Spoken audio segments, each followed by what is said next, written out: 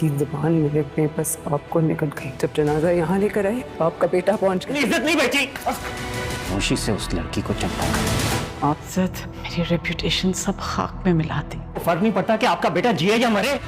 खूब खून सफेद किया है। रेहाम खुद को कमरे में बंद कर लेगी, कहीं आना जाना ही छोड़ देगी। उसे लगेगा कि वो जो अपनी सहेलियों में इतराती फिरती थी कि उसका शौहर उसके अलावा किसी और से मोहब्बत नहीं करता, उसकी सारी रेपुटेशन मट्टी में मिल चुकी है। उसका वो गरूर, उसका वो तकब्बुर सारा खाक में मिल गया।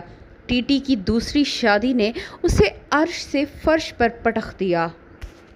टीटी जाएगा तो मासूमा को डिवोर्स देने, लेकिन वहाँ जाकर जैसे उसे मालूम होगा कि मासूमा के वालिद सदीकी साहब की मौत हो चुकी है, सदीकी साहब इस दुनिया को छोड़कर जा चुके हैं, और उसी दिन मूसा ने आकर हंगामा किया और उनके पूरे मोहल्ले वालों के सामने इन दोनों बेबस माँ बेटी को जलील करके रख दिया। मासूमा जब ये सारी बात सुना रही होगी तो वहाँ ज़ुहैब भी पहुँच जाएगा। टीटी ये सारी बातें सुनकर गुस्से से भरा हुआ घर में दाखिल होगा। मूसा पर चिल्लाएगा कि तुमने ऐसी घटिया हरकत की ही क्यों, तुम मासूमा के घर क्यों गए थे जब मैंने तुम्हें बता दिया था कि मैं उसको तलाक दे दूंगा। फिर वहाँ जाने का मकसद नहीं था।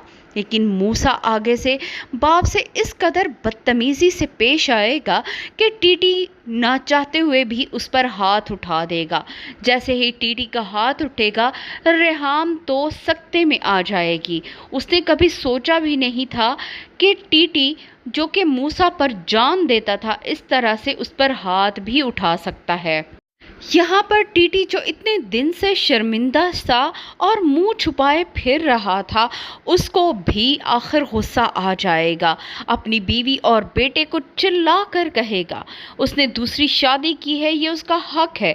इस बात पर अब वो शर्मिंदा नहीं है और वो मासूमा को तलाक भी नहीं देगा और उसे अपने साथ रखेगा। उसकी बात सुनकर रेहाम को यकीन नहीं आ रहा होगा कि टीटी इस कदर बदल भी चुका है। टीटी उसकी तरबियत पर भी सवाल उठाएगा कि उसने अपने बेटे की किस तरह तरबियत की है। वो अपने बाप के सामने खड़ा अपने बाप से ही सवाल जवाब कर रहा है। टीटी की ये बातें सुनकर रेहाम सकते में आ जाएगा। रेहाम को लगेगा कि उसके इतने सालों की मेहनत और रियाजत बिल्कुल ही फजूल में चली गई।